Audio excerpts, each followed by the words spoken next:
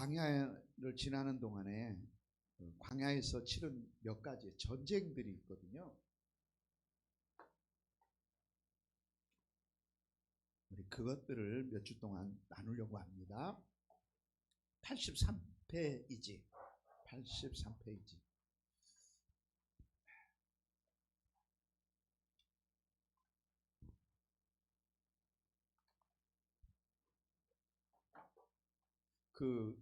우리 진수 형제가 이렇게 보여줘서 보니까 속에 그 프린트가 막 되면서 이게 또 프린트 인쇄기가 좀 시원찮아갖고 글씨가 좀 깨진 게 있나 봐요. 글씨가 깨져도 다 보이죠? 네, 눈들이 다 좋으셔가지고.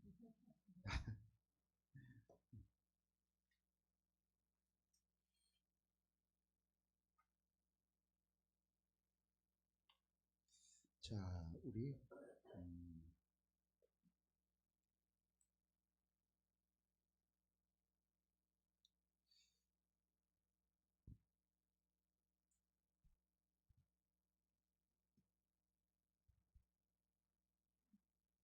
83페이지 보겠습니다. 우리 거기 한번 같이 읽어볼까요? 여호와의 전쟁이라고 써있죠. 네. 우리 구약에서요, 이 여호와의 전쟁이라는 이 주제가 굉장히 큰 주제입니다. 구약 성경에 보면은 전쟁이 참 많이 나오죠. 네. 자, 이스라엘 백성들이 광야에 지나는 동안 원망도 하고 불평도 하고 악평도 하고 뭣도 하고 하지만 그런 와중에도 또 여러 번 전쟁을 치르고 또 힘든 일들이 또 많이 있었습니다. 우리 거기를 한번 같이 보겠습니다. 자, 우리 같이 한번 읽어볼까요? 시작. 이스라엘이 요단을 건너 가나안 땅에 본격적으로 진입하기 전 광야에서 치른 전쟁들은 단순한 군사적 충돌이 아니었다. 이는 오합지졸 노예에서 하나님의 군대로 거듭나는 과정이었으며 각 전쟁은 서로 다른 영적 교훈과 특징을 담고 있다. 그래요. 지금 이스라엘 백성들이 광야에서 저 애굽 땅에서 노예로 살았잖아요. 그런데 그들이 이제 점점 변해가는 과정입니다. 많은 시련과 역경을 통해서 그들이 이제 하나님의 군대로 이렇게 일어서게 되는 거예요. 우리가 이스라엘 백성들이 보면은요, 광야에서 나올 때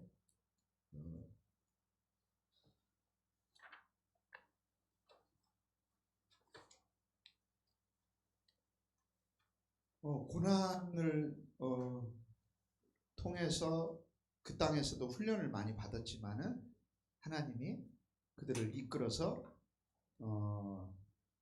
자, 우리 13장 출애굽기 13장 17절 자, 같이 찾아볼까요? 선풍기를 켜보니까요. 안 들어서 안 되겠네요. 자, 우리 출애굽기 13장 17절 우리 같이 한번 읽어보겠습니다. 시작. 바로가 백성을 보낸 후에 블레셋 사람의 땅의 길은 가까울지라도 하나님이 그들을 그 길로 인도하지 아니하셨으니 이는 하나님이 말씀하시기를 이 백성이 전쟁을 하게 되면 마음을 돌이켜 애굽으로 돌아갈까 하였습니다. 자, 여기 말씀해 보면요, 블레셋 사람의 땅의 길은 가깝다. 그렇죠. 이집트는 그때 당시에 이제 우리는 성경에서 애굽이라고 하고 이제 그 나라는 현재 이집트죠. 그러니까 지중해라고 하는 바다가 있어요. 그 위에는 유럽이고 그 밑에는 이제 아프리카예요. 그러니까 애굽이라고 하는 이집트라고 하는 나라는 아프리카에 있죠. 그래서 그 홍해를 따라서 이렇게 여기가 지중해라고 한다면 여기서 이렇게 올라오면은 여기가 이스라엘 땅이거든. 이스라엘이 지금 있는 땅이 그때는 여기가 블레셋이에요. 블레셋. 팔레스타인이라는 알려줬죠? 스탄. 이게 스탄이라는 게 땅이라는 의미거든요. 뭐 우즈베키스탄, 뭐 키르키르스탄, 또 아프가니스탄 그런 나라들 있잖아요. 뉴스를 많이 보고 땅이라는 팔레스타인이라고 하는 것은 블레셋인들의 땅이다. 이렇게 이 바닷길을 따라서 쭉 오면 이 지중해가 아름답거든요. 우리 그때 가서 보니까 와, 아름답고 휴양지들이 막 있고 그래요. 그러니까 바다를 보면서 이렇게 이쪽으로 쭉 올라오면 얼마나 빠른 길이냐 이거. 가까운 거 하나님이 몰라서 그들을 다른 곳으로 인도한 것이 아니라 준비가 안 돼 있네. 그렇죠? 여기를 들어갈 약속의 땅에 들어가기 때문에 준비해야 돼. 준비. 우리도 천국 가기 전에 다 준비하는 거예요. 여기서. 아멘이죠? 예, 여기서 다 준비하는 광야 같은 인생을 잘 지나서 내 품으로 돌아오라. 그리고 우리 하나님이 우리에게 광야 같은 인생을 준 거예요. 여기를 잘 우리가 지나서 영원한 하나님 품에 돌아가는 겁니다. 그런데 이 과정에서 우리가 잘 준비해야 돼요. 주님 얼굴 뵙기를 준비해야 돼요. 자, 그래서 하나님이 그들을 그 길로 인도하지 않았대요. 왜 그러냐면 이 백성이 애굽에서 나오자마자 곧바로 가자마자 뭐예요? 전쟁해야 돼. 전쟁. 이 블레셋 사람들이 거기 다 서 있다가 이스라엘 사람들이 오니까 어서 들어오시라고. 우리가 여태 기다렸다고. 여기 땅 잘 해놨으니까 여기서 사시라고. 안녕히 계시라고. 그러고 갈 사람들입니까? 아니죠. 그러니까 곧바로 전쟁을 하게 되면 마음을 돌이킨다는 거. 나오자마자 이게 무슨 일일까? 그렇죠?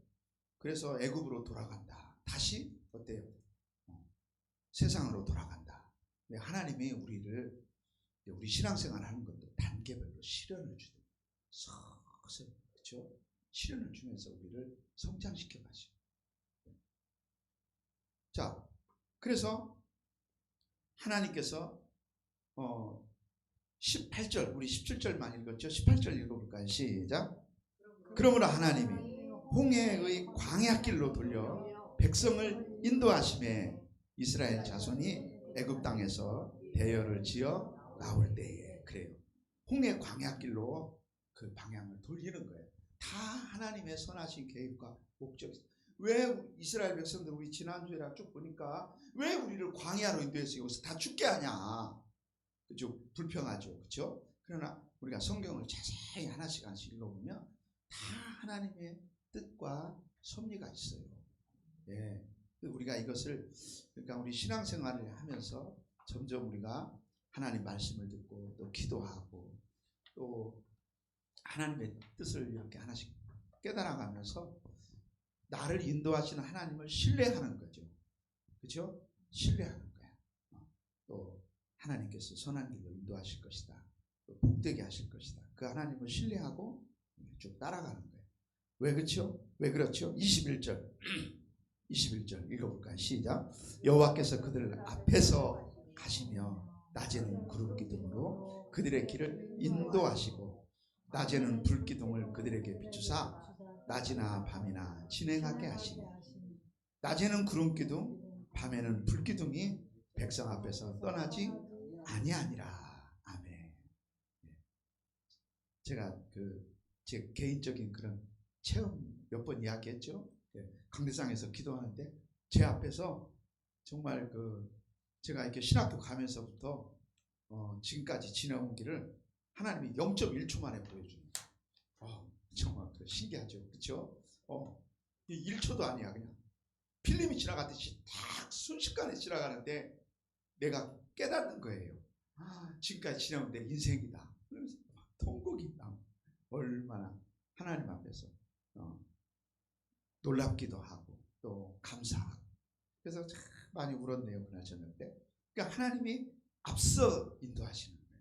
하나님이 앞에 가신다. 우리가 지금 광야를 가고 있지만 하나님 낮에는 구름 기둥과 불 기둥으로 우리를 앞서 가신다. 그러면서 뭐 하시냐면 성장하게 하시는 거예요. 무엇으로 성장할까요? 여호와의 군대가 돼야 여기를 치고 들어가거든요. 여호와의 군대. 그렇죠? 전에는 애굽에서는 노예, 그러나 이제는 여호와의 군대로. 여러분 우리 에스겔서 한번 가볼까요?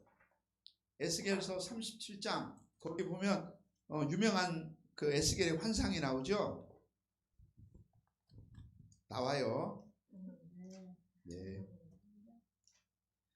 자, 에스겔이 이 환상을 볼 때는 어디 있을까요?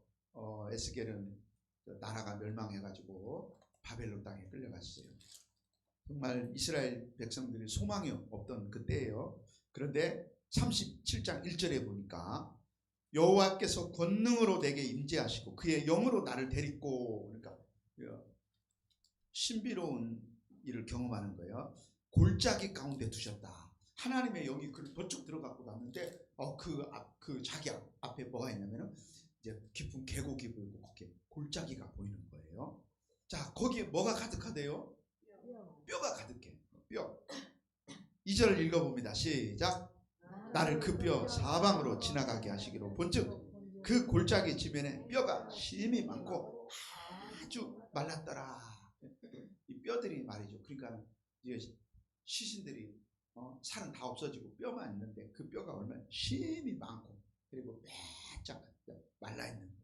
그것은 도저히 살아날 가망성이 없는, 죽은 사람이 어찌 살아나겠어요. 뼈만 있는 거예요. 그렇죠?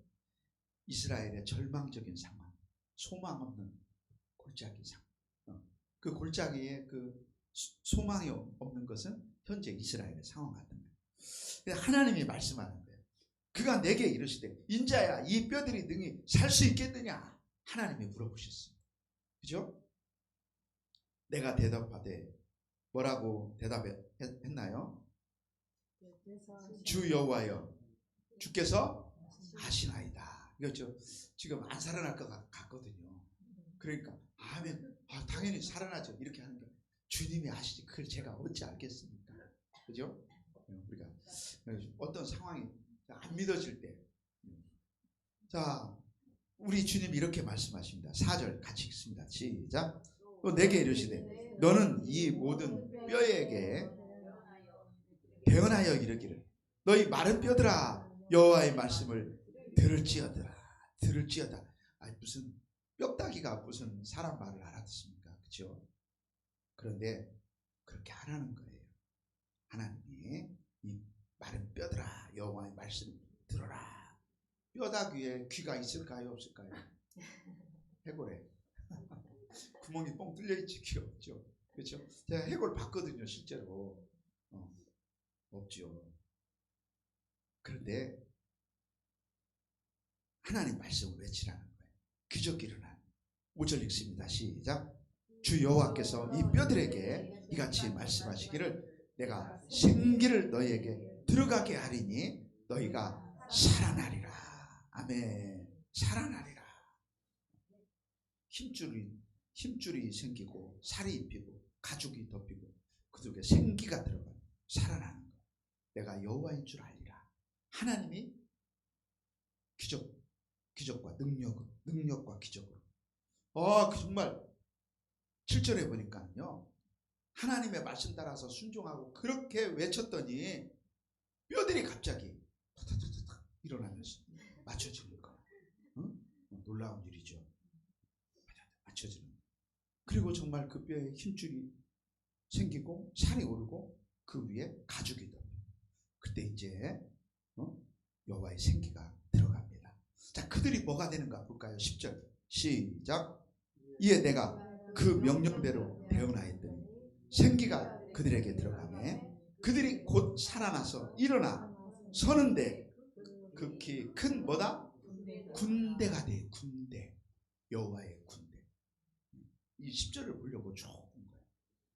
소망도 없는 절망의 그 뼈다귀들이 말이죠. 하나님이 그들을 일으키셔서 여호와의 군대로. 여러분 우리나라를 한번 생각해 봐요. 우리나라를. 예. 36년 거의 36년 동안 나라의 주권을 뺏겨버리고, 그죠? 히로시마 나가사키 일본의 원자폭탄 터지니까 일본 천황이 항복해가지고 우리는 막 독립만세 부르고 난리가 나서 소망을 갖게 됐는데 그 다음부터 우리 민족끼리 서로 이념 전쟁, 그죠? 넌 민주주의가 좋냐, 너는 공산당이 좋냐, 뭐더냐. 그런 것보다는 뭐 지금이니까 민주주의가 뭐냐, 공산주의가 뭐냐 이런 거. 어떻게 하면 우리가 잘 먹고 잘 사냐 그 얘기죠 결국은. 어떻게 하면 우리가 잘 먹고 잘 사냐. 가난했던 사람들, 그 계속해서 이렇게 압제당하던 사람들. 그러다 보니까 충돌이 일어나요. 50년이 또 이러는 6월 25일 전쟁이 터지고.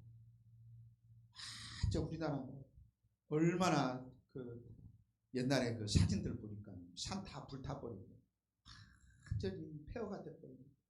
여기 그 무등도서관 가보니까 광주 옛날 그 사진이 있더라고요. 광주 그죠? 저만 봤나요? 정말 그 이런 에스겔이 본 환상과 같은 이런 뼈들만 가득한 이런 골짜기 같은 하나님이 이 나라를 이렇게 세워주시고, 그죠?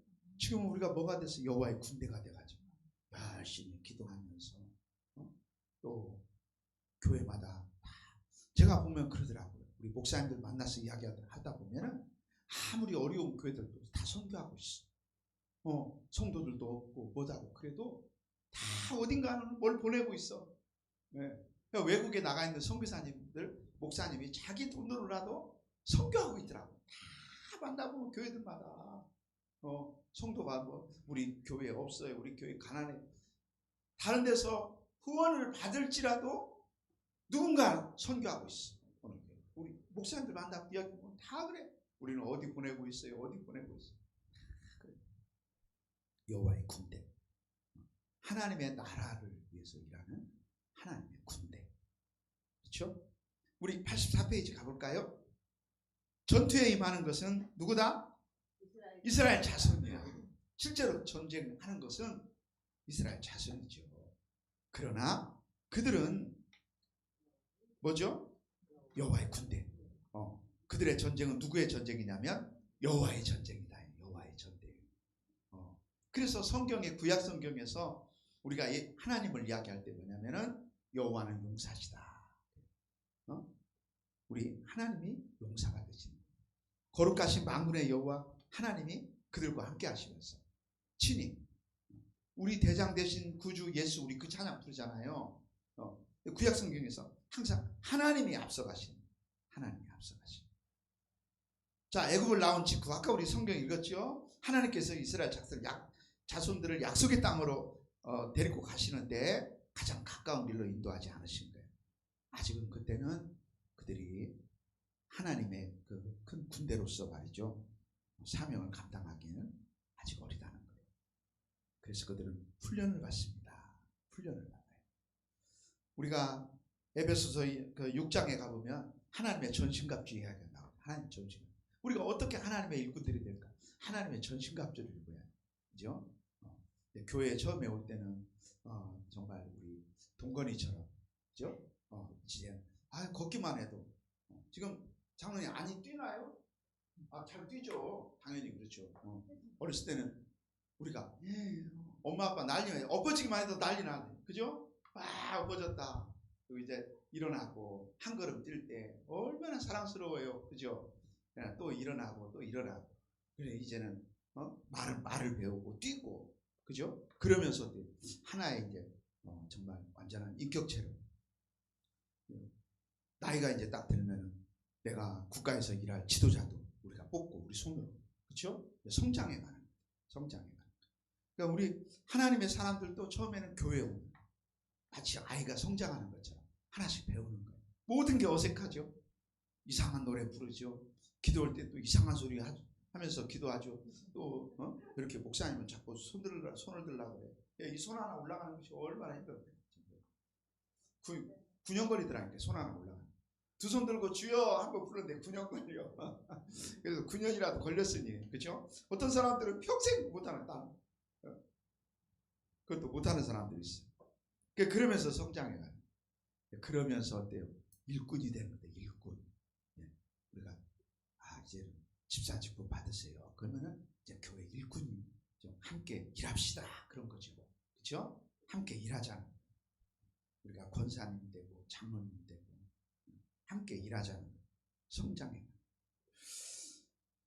자, 이스라엘 자손들, 하나님의 백성들을 하나님이 시험하시고 훈련하시고 연단하시고, 그렇죠? 우리 84페이지 맨 밑에 단 같이 읽어봅니다. 시작. 출애굽 직후 하나님께서 이스라엘을 가장 가까운 길인 블레셋 해안으로 인도하지 않으신 것은 이스라엘 민족의 존재 상태에 대한 신적 통찰에 기초한 결정이었다. 하나님 다 아시는 거예요. 그죠? 하나님 다 아시는 거예요. 아, 저기 전쟁 보면 시험 든다. 저런 소리 하면 큰일 난다. 그죠? 전쟁의 위협 앞에서 이스라엘이 다시 애굽으로 돌아가려고 할 것을 하나님이 아셨다. 이는 그들의 내면에 여전히 뭐요? 노예의 정체성. 예, 이제 금방 나왔는데 그 노예 정체성이 금방 벗어지겠어요? 그렇지 않죠. 우리가 교회 와가지고 은혜를 받아야 하나님 아버지 이게 나도 모르게 내 입에서 나오는 거예요. 그건 그 자신의 정체성이 바뀌는 거예요. 그죠? 내가 하나님을 아버지라고 부르는 순간에 믿어진 거야. 하나님 아버지. 그러나 하나님이 아직 안 믿어질 때는 하나님 아저씨죠. 네. 이게 어색한 거야. 이게 내 언어가 아닌 거야. 하나님 아버지. 이것은 이게 내 언어가 돼. 내 말이 돼야 돼. 아빠. 아이가 커가지고 아빠. 내 언어가 돼. 근데 내 입에서 하나님 아버지가 안 나오고 이상한 거죠. 그죠? 애굽을 나와가지고 아직은 우리가 정말 여호와의 군대가 됐다. 아직 안 돼 있는 거예요. 노예는 어떤 존재예요? 싸우는 존재가 아니라, 그죠? 하나님의 나라와 하나님의 영광을 위해서 싸우는 존재가 아니라 아직은 생존을 위해 굴복하는 존재예요. 생존을 위해서 굴복해. 아이고 나도 지금 먹고 살기 무슨 그냥 이러면서 안 된다. 자, 우리 이런 어려울수록 우리 교회 선교해야 됩니다.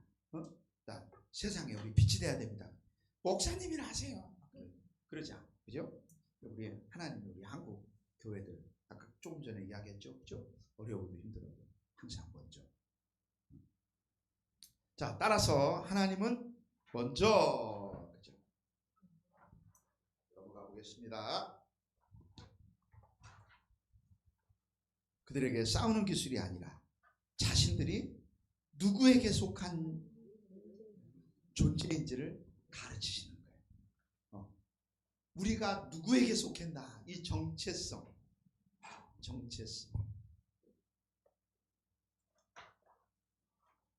성경이, 하나님 말씀인 성경이 우리에게 계속해서 강조하는 것이 정체성입니다. 누구에게 속해?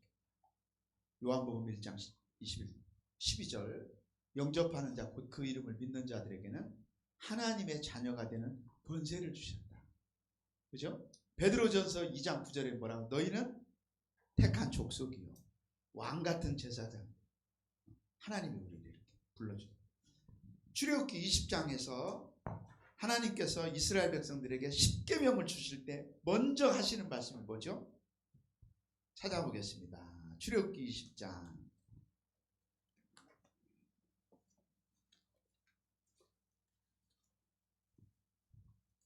십계명을 주십니다. 3절. 너는 나 외에 다른 신들을 네게 두지 말라 하시기 전에 2절을 읽어볼까요? 20장 2절 시작. 나는 너를 애굽 땅 종되었던 집에서 인도하여 낸 네 하나님이 여호와다. 그렇죠? 하나님과 이스라엘 백성들과의 관계, 하나님의 정체성, 그리고 하나님 앞에 서 있는 너희들의 정체성.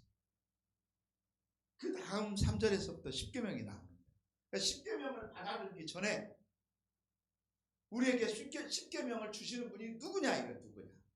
나는 너를 애굽 땅 종되었던 집에서 인도하여 낸 네 하나님 여호와다. 아이가 말 한마디 할 때 계속해서 엄마가 자기 계시를 하는 거예요. 엄마, 아빠 계속 반복해서 듣다 보니까 어느 날 아이 입에서 엄마, 아빠 이게 나옵니다. 그렇죠? 하나님이 계속 이스라엘, 그리고 우리 성경 전체가 하나님의 자기 계시, 하나님 계속 나는 창조주다, 그렇죠? 너희는 이렇게 기도해라, 하늘에 계신 우리 아버지, 그죠? 호세아서에 보니까 하나님은 남편, 예. 또 에스겔서에 보니까 하나님은 목자, 그렇죠?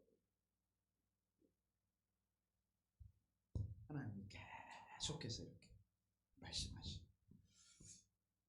신약성경에 와보면 예수님은 나는 길이다, 진리, 생명이다, 나는 빛이다, 나는 포도나무다, 나는 목자다, 나는 양의 문이다.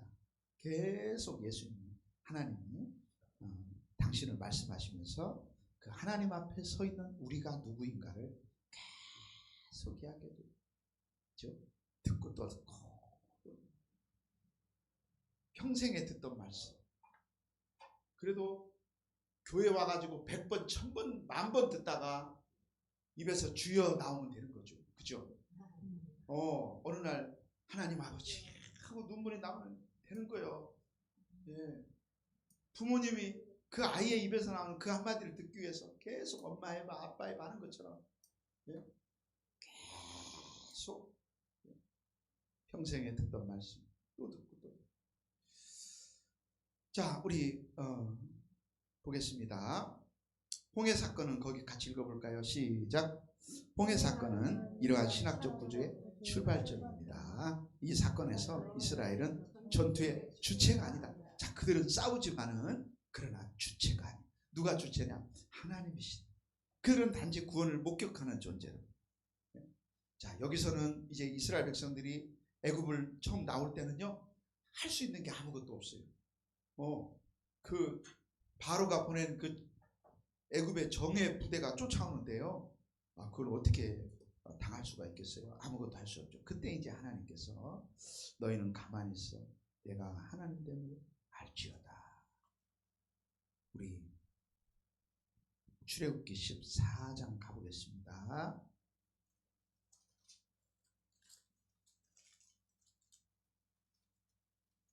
14장 14절 같이 읽겠습니다. 시작. 여호와께서 너희를 위하여 싸우시리니 너희는 가만히 있을지니라. 아멘. 이게 그 구약에 나오는 여호와의 전쟁의 핵심. 우리를 위해서 싸우시는 하나님. 예, 우리를 위해 싸우시는 하나님. 우리의 힘으로 할 수 없어요. 예, 우리를 위해 싸우시는 하나님. 우리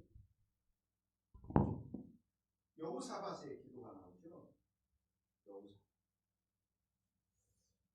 역대야. 마이크를 내려놓으니까 이렇게 편하네.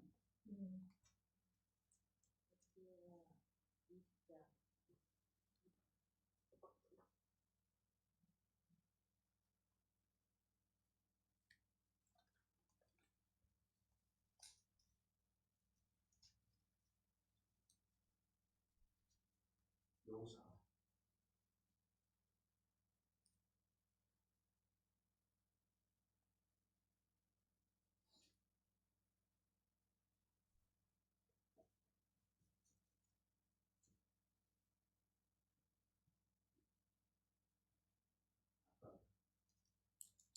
역대야.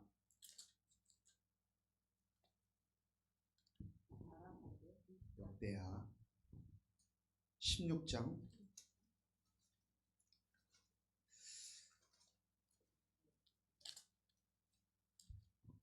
여호사밧 왕이 하나님 앞에 기도하는데요.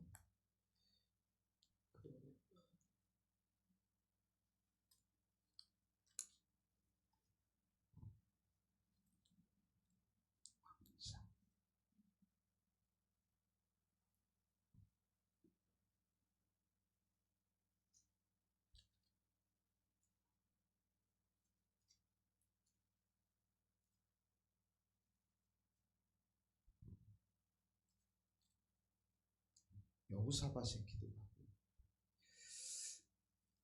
우리 거기 하나만 있고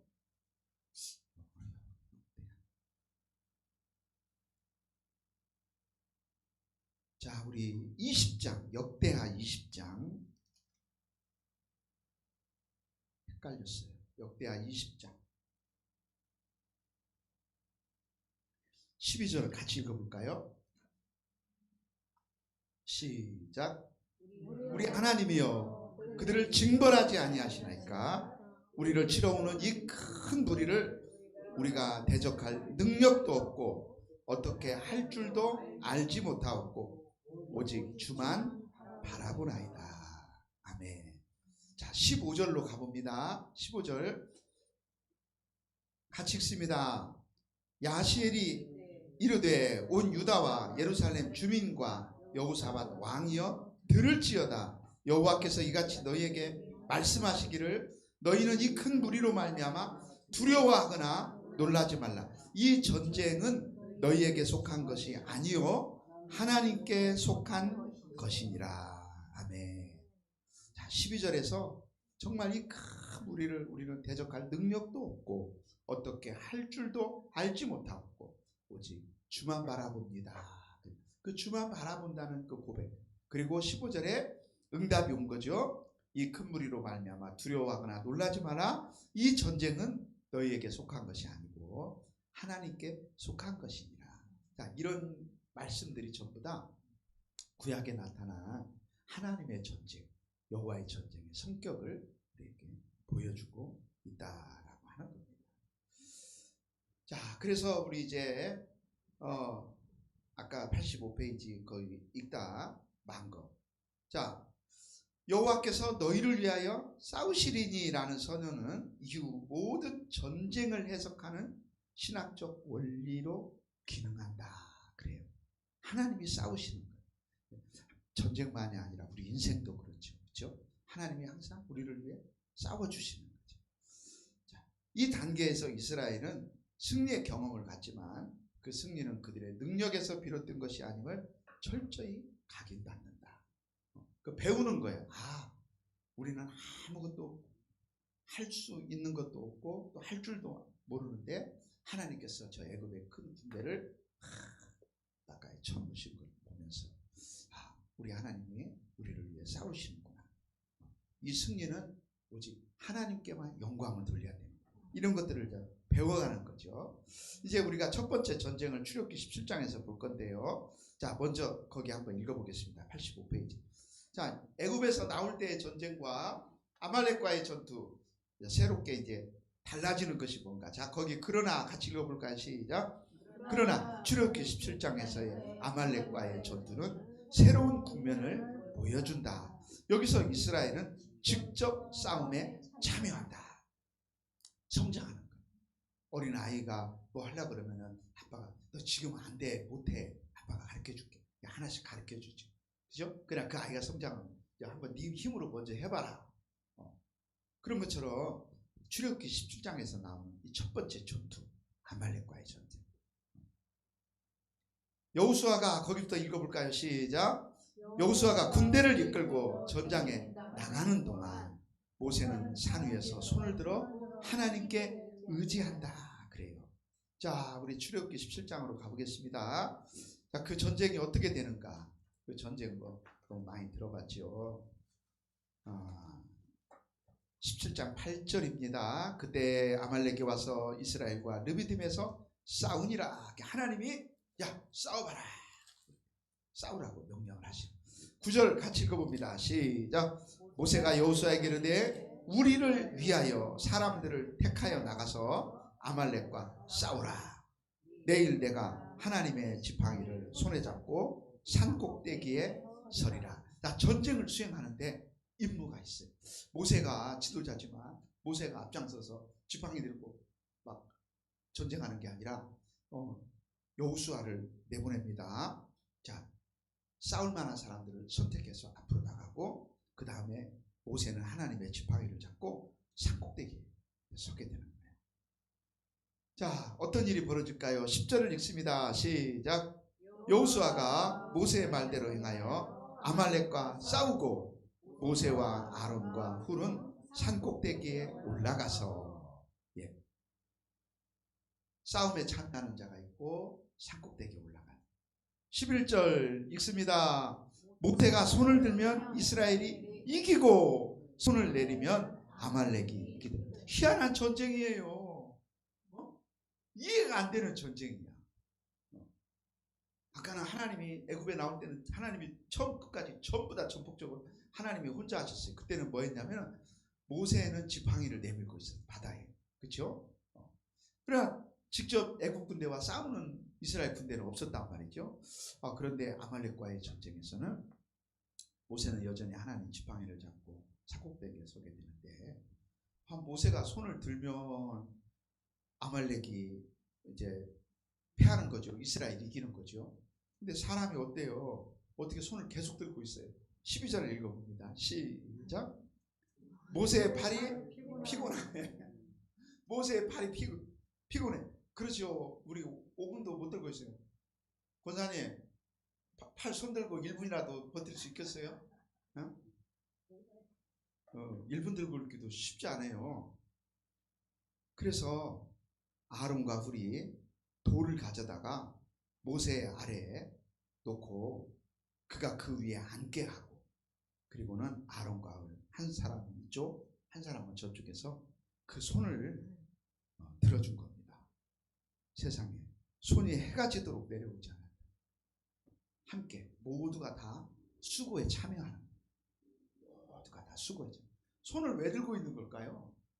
기도하는 거죠. 그렇죠? 하나님, 여호수아가 이스라엘 군대를 이끌고 나가 전쟁하고 있지만, 그러나 이 전쟁의 승패는 오직 하나님께 달려 있습니다. 하나님이 이기게 해주셔야 우리는 이길 수 있습니다. 우리가 할 수 있는 것, 하나님 앞에 손을 들고 기도하는 것입니다. 그러면서 한쪽에서는 기도하고 한쪽에서는 싸우고, 우리 그리스도인들의 삶의 모습을 보여주고 있잖아요. 그렇죠? 우리 인생의 모든 전쟁의 승패는 하나님께 달렸어. 그럼 하나님이 알아서 하십시오 이러면 안 되냐. 그죠? 열심히 복음을 전할 사람들은 복음을 전하고, 기도로 도울 사람들은 기도로 돕고요. 힘을 보탤 수 있는 사람들은 힘을 보태고, 이렇게 하면서, 자, 외국 땅에다가 뭐 교회를 하나 세운다고, 거기 그리스도인들이 있어서 우리가 교회를 하나 세워줘야 될 것 같아요. 그냥 가난한 사람들, 그럼 뭐 해야 될까요? 직접 가서 볼 사람 있겠죠. 가서 봐야 되겠죠. 가서 보고 정말 예수 믿는 사람들이 있는지, 그거다 교회를 세울 수 있는 건지 보고, 그래서 직접 가서 이제 그 선교지에 가 있는 사람이 있고, 또 연락 오면 어떻게 여기서 또 기도해야 되겠죠. 기도합니다. 그럼 거기다가 기도한다고, 하나님 우리가 여기서 기도하니까 거기다가 벽돌로 좋은 집 하나 져주십시오. 그럼 아침에 일어났는데 좋은 집이 생겨 있나요? 지어야지 사람이. 그렇죠. 집 지려면 여기서 돈 보내야지. 그렇죠. 우리 함께 협력합시다. 그러면 또 모아서 보내고, 이런 과정들, 이게 다 결국은 영적 전쟁이란 말이죠. 그런 속에서 하나님이 그 일을 이뤄가시는 것이다. 자, 여호수아가 군대를 이끌고, 우리 거기 한번 읽어봅니다. 시작.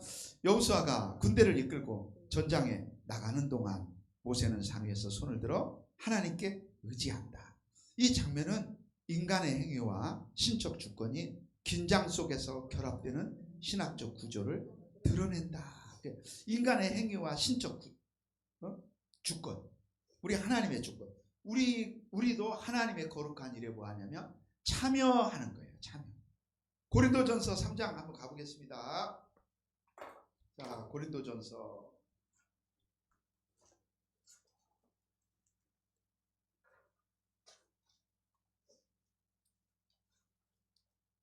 3장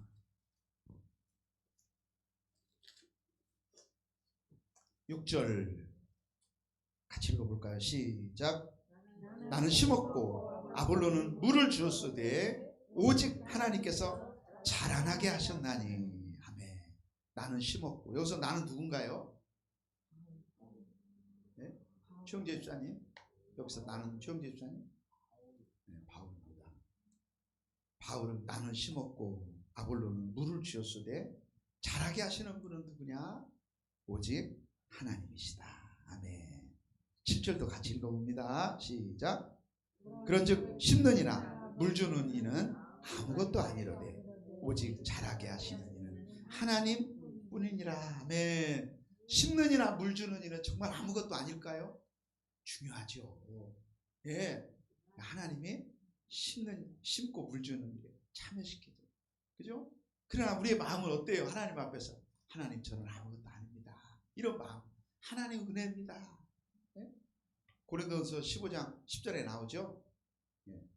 자, 우리 9절을 읽습니다. 8절 읽습니다. 시작. 심는 이와 물 주는 이는 한 가지나 각각 자기가 일한 대로 자기의 상을 받으리라. 그렇습니다. 하나님의 일에 참여하는 거예요. 심고 물 주는 일이 어떻게 아무것도 아니겠어요? 참 귀한 일이죠. 네, 귀한 일입니다.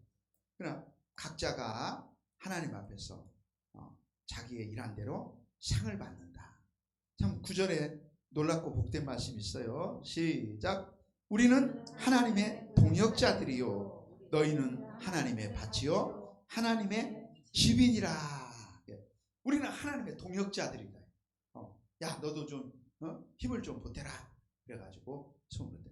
하나님의 하나님께서 앞장서셔가지고 여러분 우리 전에 시골에 있다 보면 리아카 끌고 식구들 저희는 뭐 돈이 없었어요. 그런데 농사짓는 분들 보면은 리어카에다가 막 볏집이고 뭐고 막 잔뜩 실어오는 모습 봐요. 아버지가 앞에서 끌고 막 온 식구들이 다 밀고, 그죠?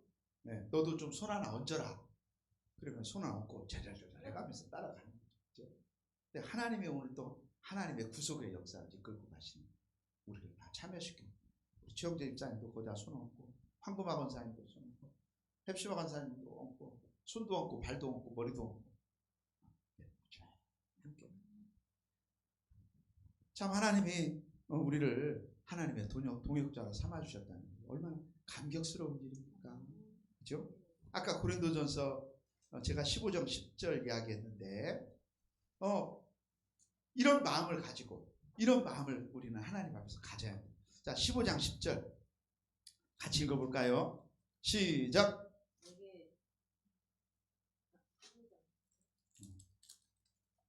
고린도전서 15장 10절. 텔레비 안 나옵니다. 방송국 사정으로. 자, 같이 읽어볼까요? 시작. 그러나 내가 나 된 것은 하나님의 은혜로 된 것이니 내게 주신 그의 은혜가 헛되지 아니하여 내가 모든 사람보다 더 많이 수고하였으나 내가 한 것이 아니요 오직 나와 함께 하신 하나님의 은혜로라 그랬어요. 바울은 나는 한 거 아무것도 없다. 하나님 다 하셨다. 그렇게 하지 않았어요. 자기가요 솔직히 말합니다. 하나님의 은혜가 헛되지 않았다. 내가 하나님의 은혜를 받은 만큼 내가 더 많이 수고했다고 인정합니다. 그러나 사실은 내가 한 것이 아니요 오직 나와 함께 하신 하나님의 은혜로다. 아멘. 우리가 이런 고백을 해야 되겠죠. 자, 그 하나님의 전쟁이 바로 그렇습니다. 그렇습니다. 또 우리 거기 85페이지 중간에 읽다 말았는데 마저 또 읽어봅니다. 손이 들려 있을 때 이스라엘이 우세하고 내려올 때 밀리는 모습은 전쟁의 본질이 단순한 물리적 충돌이 아니라 영적 의존에 있음을 상징한다. 전쟁의 기술로 그 전쟁이 다 이겨지는 게 아니라, 그렇죠?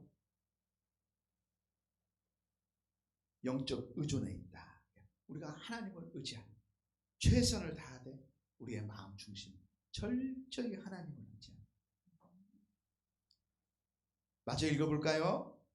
하나님은 전적으로 대신 싸워주시는 분이 아니라 자신의 백성을 전쟁에 참여시키되 그들의 승리가 오직 하나님과의 관계에 달려있음을 가르치시는 분이다. 아멘. 우리도 우리 인생을 최선을 다해 살아야죠. 그죠? 그러나 그 승리가 오직 하나님과의 관계에 달려요. 이 관계, 아까도 이야기했고, 하나님이 창조주시면 우리는 피조물, 하나님이 아버지시면 우리는 자녀, 하나님이 남편이시면 우리는 아내, 하나님이 목자시면 우리는 양. 그죠? 하나님과의 관계. 85페이지 마지막 단락 하나만 더 읽을까요? 시작. 이러한 광야의 전쟁들은 궁극적으로 적을 제거하기 위한 것이 아니라 이스라엘을 형성하기 위한 과정이었다. 과정. 이런 것들은 말이죠, 다 하나님이 사용하시는 도구야. 그죠? 고난이라는 도구를 통해서 야곱이 그러잖아요. 야곱이 정말 바단 아람에 가가지고 얼마나 20년 동안 고생합니까? 그죠? 밤낮 쉬지 않고. 야곱이 아들 요셉을 만나러 애굽에 내려갔을 때 그 왕 앞에서 고백하는 거죠. 내가 험악한 세월을 보냈다. 황금아 목사님 험악한 세월을 보내고 계신가요? 우리 이평강 목사님 힘을 내셔야 돼. 아직 험악한 세월이 남아있으니까. 네. 그러나 그 고난을 겪는 이런 모든 것들은 결국은 사실은 우리의 신앙의 인격, 우리의 신앙의 깊이, 이런 것들을 뭐하냐면 형성해가는 과정, 그 고난이라는 도구를 통해서 우리를 만들어 가시는 거죠. 그렇죠? 군대가 그렇잖아요. 사실 국가에서 유사시에 써먹으려고 훈련시키는 거야. 유사시에 써먹으려고. 하나님은 이들을 반복적으로 뭐하고? 시험하고 훈련하며 때로는 실패를 경험하게 하심으로써 그들의 존재를 빚어가신다. 하나님을 믿어.